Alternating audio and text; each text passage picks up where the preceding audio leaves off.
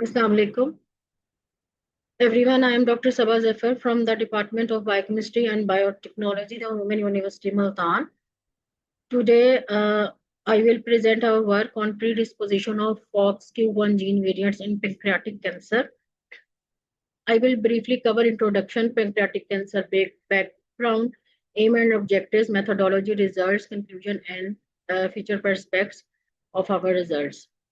So, first is the introduction. Cancer develops when abnormal cells grow uncontrollably and invade healthy tissue. It progresses through several stages from localized disease to metastasis. Early detection remains the key challenges in the cancer. These are there I am showing the developmental stages of cancer: initiation, proportion, and spread.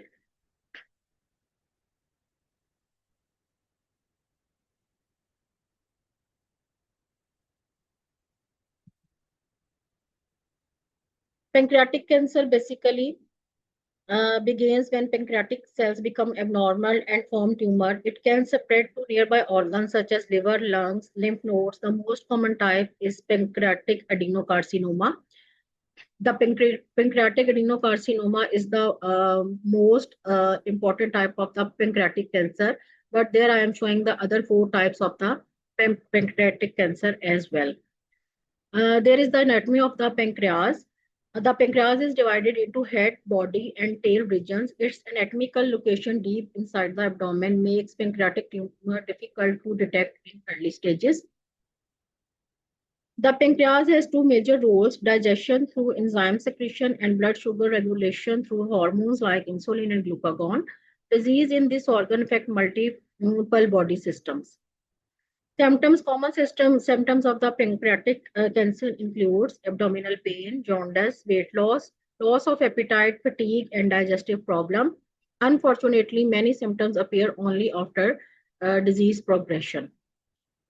There are the risk factor of pancreatic cancer. We divided into main three categories. First one, the demographic risk factors includes age, sex, race, family history, diet, physiology, inactivity, coffee consumption, and alcohol use.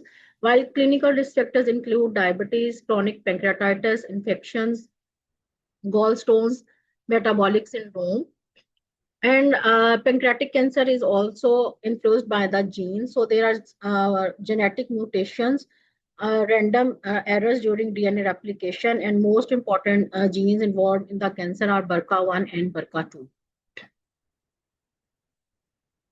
There are some genetic factors that are associated with the pancreatic cancer. Several genes are associated with the pancreatic cancer, including BRCA1, BRCA2, TP53, ATOM, and others. Our interest is in the FOXQ1 gene, which may influence cancer growth and progression. FOXQ1 gene belongs to the Fox-head box family of transcription factors. It regulates cells growth, migration, epithelial mesenchymal transition, and tumor aggressiveness, making it an important cancer candidate gene.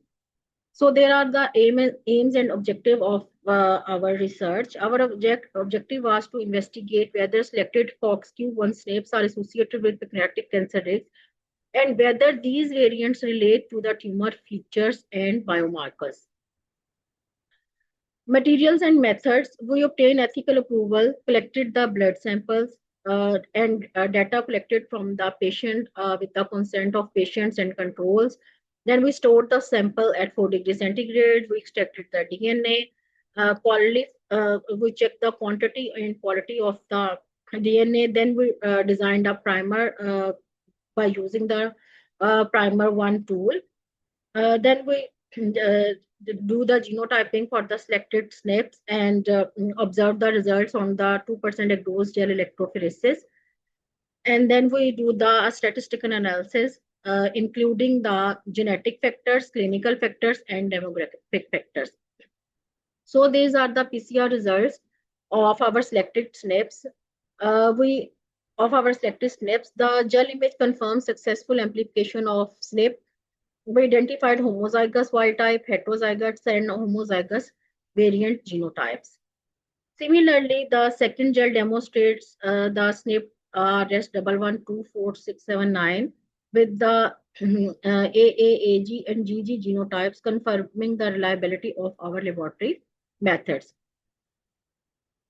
This is the descriptive analysis of our research. We compared the demographic variables between controls and patients, including age, BMI, and gender. Such variable helps understand population characteristics and the confounding factor. We also include the exercise, junk food, smoking, diabetes, and a family history of the pancreatic cancer.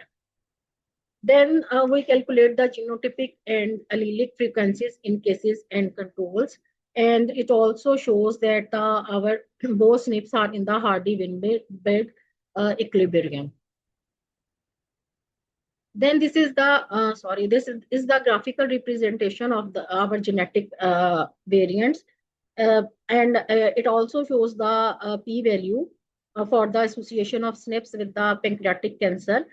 The our SNP RS9502893 shows the a significant association with the pancreatic cancer, and the third graph present the association of haplotypes within the pancreatic cancer, and it is shown here that the TCCG haplotype, TCAA haplotype, CCAG haplotype, and CCGG haplotype have significant association with the development of pancreatic cancer.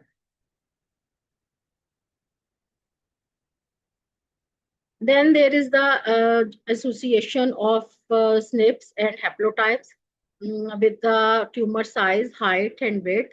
And it shows that the red text shows that the affected individuals, if they have these SNPs, they have more the tumor in this is more height and is more larger in size than the than the patient which have the wild type SNPs and haplotypes. Then there is the correlation of CA19, which is the cancer biomarker, with the SNPs and haplotypes, and it is also observed that the alternative or mutant allele is associated with the more CA19 levels in the blood serum of people in compare with the people who have the wild type or wild type allele. Then we also perform the machine learning methods to detect the variables which have increase or decrease the risk of development of pancreatic cancer. So we use the logistic regression and classification regression tree analysis. Logistic regression is the statistical analysis method that constructs a statistical model to describe the relationship between binary and dichotomous outcome and a set of independent predictor or explanatory variables. Classification and regression tree analysis is a powerful statistical technique which helps to determine the most important variables in particular data set and helps to create a model. So this is the logistic regression model, model 1. In this, we check the risk prediction of clinical variable or demographic variable with the association of SNPs, and the gender, BMI, diabetes, and FOXQ1 SNP RS11242679 is significantly associated in the development of the pancreatic cancer. The second model predicts the demographic and clinical variables with the haplotype, and the red text also shows that the gender, BMI, and diabetes with the red highlighted haplotypes increase the risk of development of pancreatic cancer. Then a second machine learning model we use is the classification regression tree.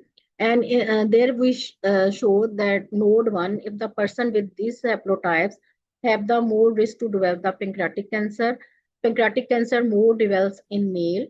And if the person BMI is more than 24, he or she have the more risk to develop the pancreatic cancer. And if the BMI is less than 17, the person have lesser risk to develop the pancreatic cancer. Then we compare the allelic frequency in the southern Punjab, Pakistan population with the other with the frequency of other populations, and we show that the allelic frequency is almost near to the allelic frequency in the South Asian peoples of the other population.